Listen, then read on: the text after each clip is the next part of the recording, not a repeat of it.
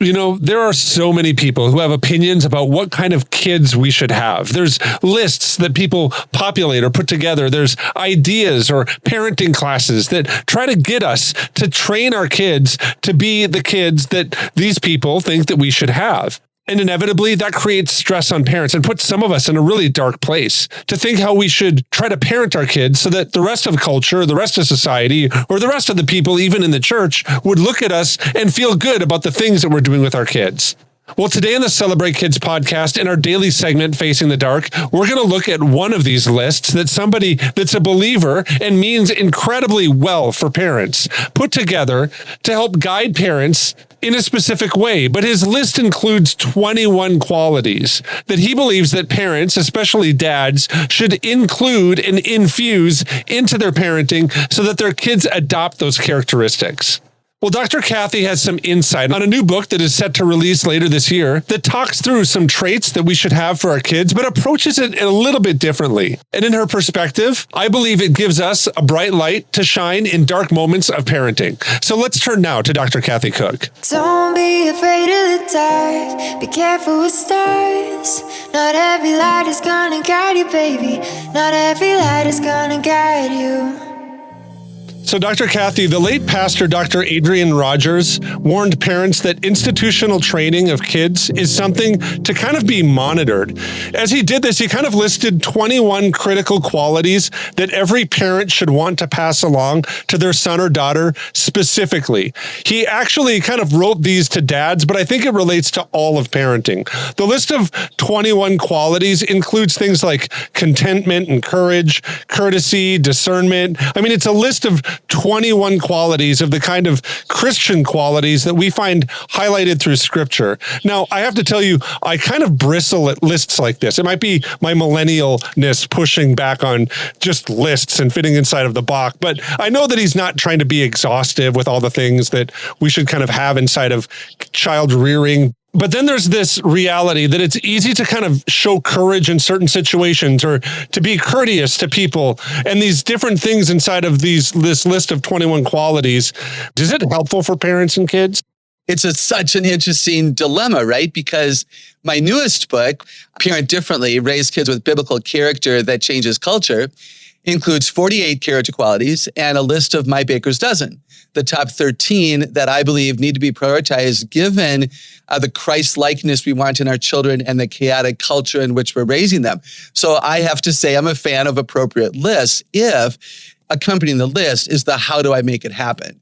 A list without support can make people feel so guilty and so badly that they haven't done it well yet. So I would say read the list. I actually think it's quite good. There are overlapping qualities both on my list and his. And I think it gives us a benchmark to look for. And yet it can be really overwhelming. So here's what I would say to the dads. What are your family values? Who are you? Who is your family? Your family was ordained by the Lord. You are together for a reason. Who do you want your children to be? Is courage a quality that you value? Then raise up your kids to be that. And I would also say that, the question that you were asking, or the question could be asked, is it appropriate to be courageous at all times?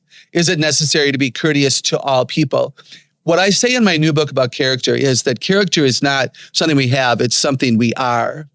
And my goal would be that we are discerning, we are courteous, we are courageous, we are patient, we are grateful. So the challenge for me is, am I courteous to all people? Like, do I treat the person in line at the airport the same way that I would treat a niece? I think there ought to be some consistency there, and I think that can be the real challenge for people. So I like that, Dr. Kathy, and I think the list for me is a little bit unique maybe because lists always get lost for me. When I go to the grocery store with a list, I always end up with more things in the bag than actually are on the list or less things than are on the list. So I wrestle a little bit with lists, but I'd like to hear maybe a sneak peek into your list of 12 and what are some maybe kind of snapshot examples of things that we could kind of do to build in those character qualities for our kids. Yeah, I can share that. It starts with being like Jesus. So do we know Jesus?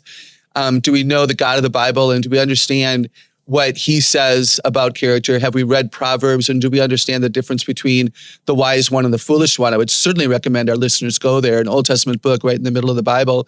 I think that it's a heart and mind issue. I think character matters because the heart is the wellspring of life, and all that we are and all that we do is both our heart and our mind.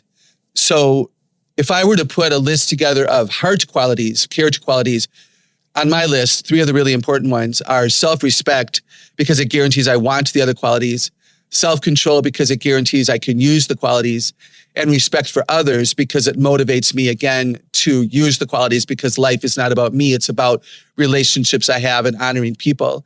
Joy and gratitude. The research says joy and gratitude give rise to obedience. So in my list, I prioritize joy and gratitude. Do we model those for our children? Do we not just expect mandatory thank you notes after a gift, but do we live a life of true gratitude? And when sometimes I'm asked, how do I lead my children into that? And let me say that leading is walking with. Leading is not walking ahead of and simply demonstrating who we want them to be. But if you look up leading in a dictionary, it's walking with, side by side, demonstrating who we are. Like, are we good people? You're not going to be a better parent than you are a person. So are you a decent man, a decent woman? If the moms are listening to this, I'm sure they are. And then will we be able to walk with our children so that they understand the value of the qualities that we're exhibiting?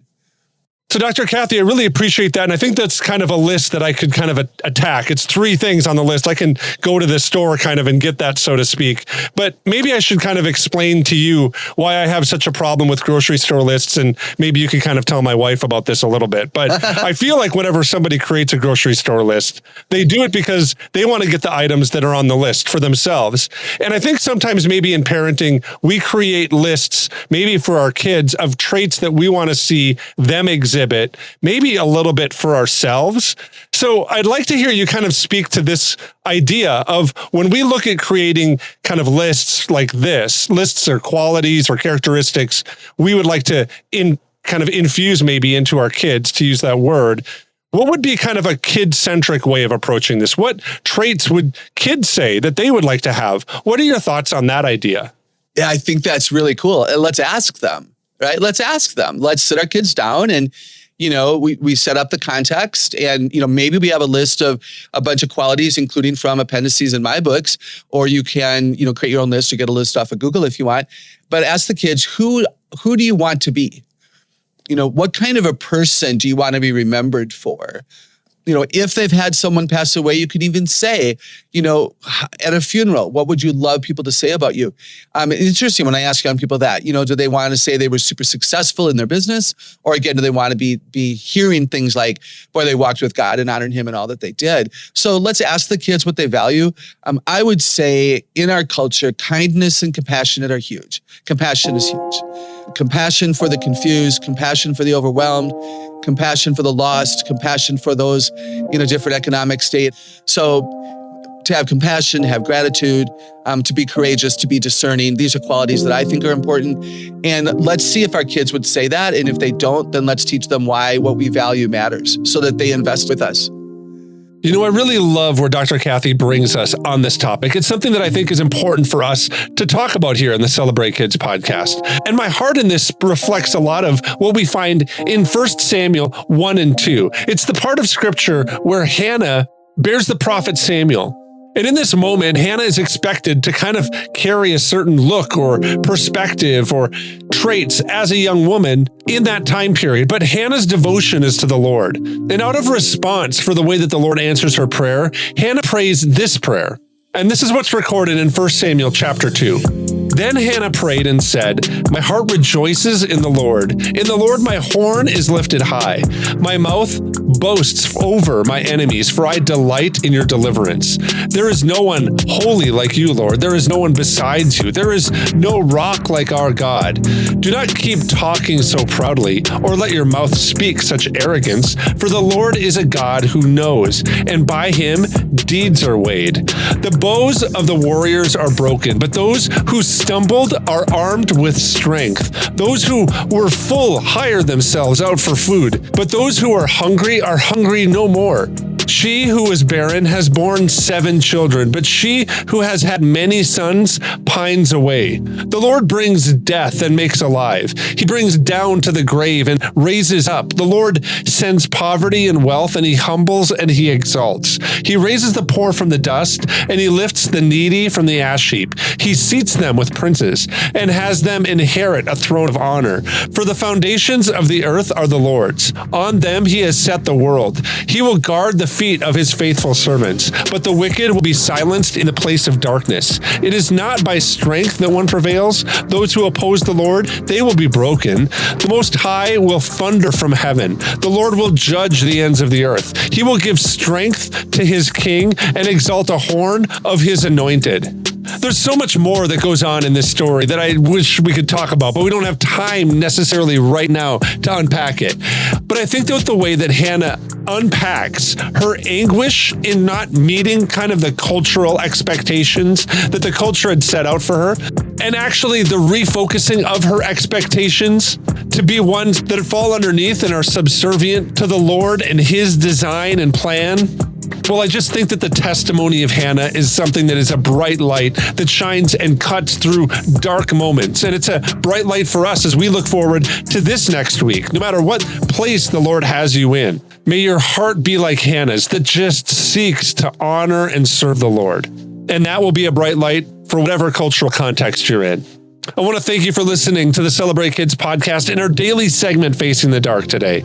My name's Wayne Stender, and on behalf of Dr. Kathy, I want to say thanks for listening, and we're looking forward to seeing you here again tomorrow.